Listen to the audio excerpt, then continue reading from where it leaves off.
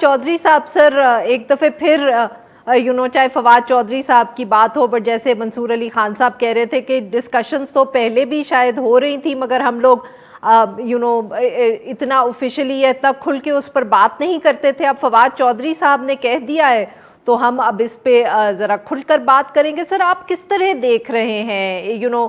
Obviously एक पूरी तारीख रही है इस्टेब्लिशमेंट की, जो एक पॉलिटिकल रोल है पाकिस्तान के अंदर, फिर उसके अंदर अचानक जो हुकूमत का जाना हुआ और अब ये फवाद चौधरी साहब का स्टेटमेंट. सर, आप किस तरह देखेंगे इसको? देखिए, पहली डेरिवेशन तो इसकी ये होनी चाहिए कि वो जिस तरह मंसूर कह रहे थे कि वो जो अमेरिका वाला बयानिया है साजिश का, वो कहाँ जाएगा, no legs to stand on वाली बात हो जाएगी. तो मेरा ख्याल है एक तो वो बड़ा एक क्लैरिटी के साथ चीज़ सामने आएगी, और मेरे ख्याल में जो लोग उठाने वाले हैं बात को उठाएंगे इमरान खान को के जो नाक़िद हैं उनमें से. दूसरी बात जो है वो ये है कि देखिए, अगर वक्त करता है परवरिश बरसों, तो इसका मतलब है कि ये वक्त तो हर दोनों तरफ से परवरिश कर रहा होगा. ये सिर्फ एक साइडेड चीज़ नहीं होगी. ये नहीं होगा कि मिलिट्री इस्टेब्लिशमेंट ने एकदम से उसको कुछ हुआ और उन्होंने कुछ ऐसा अपना करिश्मा कर दिखाया जिससे कि इमरान खान की हुकूमत गिर गई.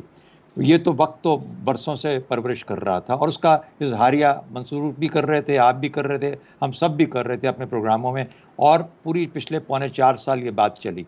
अब मुझे ये बताइए कि अगर आप फैटफ के मामले में, लेजिस्लेशन के मामले में, किसी और किस्म की जीबी की लेजिस्लेशन के मामले में you are unable to work the parliament, आप पार्लियामेंट चला नहीं सकते, और आपको फ़ौज को बुलाना पड़ता है कि ये काम कर जाइए, जीबी वाली लेजिस्लेशन पास करवा दीजिए, फैटफ के बारे में हमारे सर पे आन पड़ी है मुसीबत, इसको पास करा दीजिए. अब अगर आप उसकी वजह से सस्टेन कर रहे हैं अपनी लेजिस्लेशन को और अपनी हुकूमतकारी को, जो कि क्रिटिकल हुकूमतकारी है, तो फिर मुझे बताइए कि फिर हम कहाँ पे खड़े हैं एज अ गवर्नमेंट.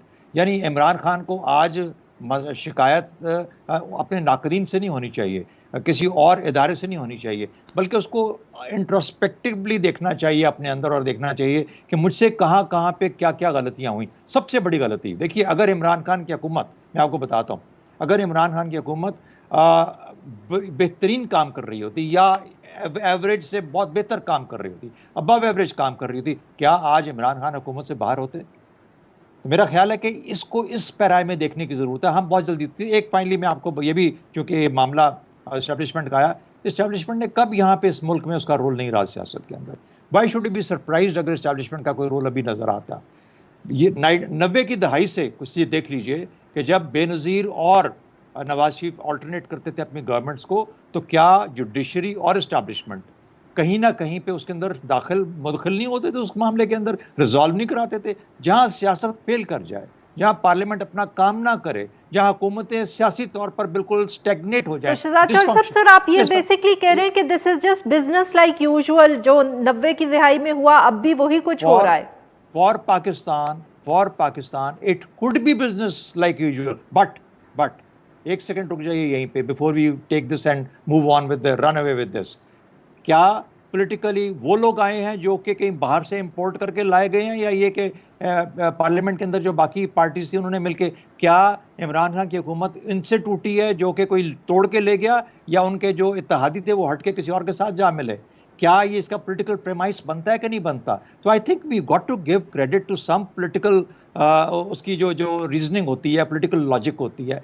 जब हम उसको करते हैं, बड़ा आसान है एस्टेब्लिशमेंट के पास दौड़ के जाना, कहना इन्हीं का काम है. लेकिन एक चीज़ याद रखिएगा, जब भी इस मुल्क के अंदर कोई स्टैग्नेशन आएगी, पॉलिटिकल हो, कॉन्स्टिट्यूशनल हो, यहाँ की अदलिया, यहाँ के इदारे ज़रूर उसके अंदर अपना रोल अदा करेंगे, क्योंकि इस मुल्क को लेके चलना है, रोकना नहीं है, इसको डाउन नहीं लेके जाना, ख़त्म नहीं करना. मुझे ये नहीं पता कि इस दफ़ा हुआ या नहीं हुआ, लेकिन समझने की बात यह है कि ऐसा होगा, अदलिया इन्वॉल्व होगी, इस्टेब्लिशमेंट या इदारे आएंगे और समझाएंगे, इकट्ठे करेंगे और कहेंगे कि move on, let's move on.